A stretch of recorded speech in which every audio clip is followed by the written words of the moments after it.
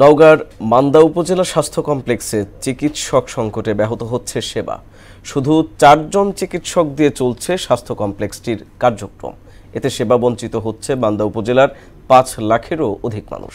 হাবিবুর রহমানের প্রতিবেদন, জানাচ্ছেন তাহসিন তারিন। নওগাঁর মান্দা উপজেলা স্বাস্থ্য কমপ্লেক্স 24 জন চিকিৎসকের বিপরীতে আছে মাত্র 8 জন। সেখান থেকেও 4 জন আছেন ডেপুটেশনে। সুতরাং 4 জন মেডিকেল কর্মকর্তা দিয়ে চলছে হাসপাতালটি। আর 7 জনের বিপরীতে পরিচ্ছন্ন কর্মী আছে 1 জন আয়া, এবং ওয়ার্ড বয় 7 জন থাকার কথা থাকলেও আছে মাত্র 2 জন। মহাসড়কের পাশে অবস্থিত এই হাসপাতালটিতে প্রতিদিন ইনডোরে ভর্তি রোগীর সংখ্যা প্রায় 50, আউটডোরে গড়ে 350 জন ও ইমার্জেন্সিতে প্রায় 100 জন রোগী চিকিৎসা নিতে আসেন। রোগী ও স্বজনদের অভিযোগ, ঠিকমতো ডাক্তার পান না তারা। রোগীর চাপ অত্যাধিক বেশি, কিন্তু ডাক্তার কম। ডাক্তার নিয়োগের একান্ত প্রয়োজন।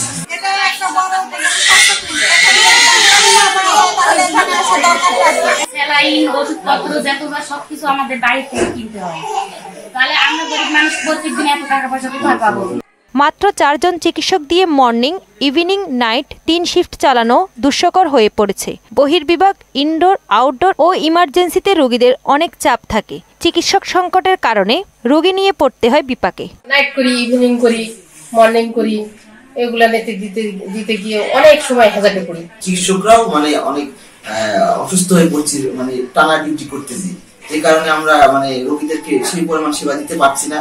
ট্রেনিং এবং বদলিজনিত কারণে চিকিৎসক সংকট আছে জানিয়ে এই কর্মকর্তা বললেন, মন্ত্রণালয়ে চিঠি দেয়া সহ উপর মহলে জানানোর পরও এখানে কোনো নিয়োগ হচ্ছে না। আমাদের এখানে যে চিকিৎসকদের ঘাটতি, সেটা সিভিল সার্জন মহোদয় এবং ডাইরেক্টর মহোদয়, ডিভিশনাল ডাইরেক্টর যিনি, উনাকে একাধিকবার জানানো হয়েছে এবং এটা আমরা মন্ত্রণালয়ে চিঠিও করেছি, কিন্তু সেটার প্রেক্ষিতে আমরা তেমন কোনো সদুত্তর পাইনি।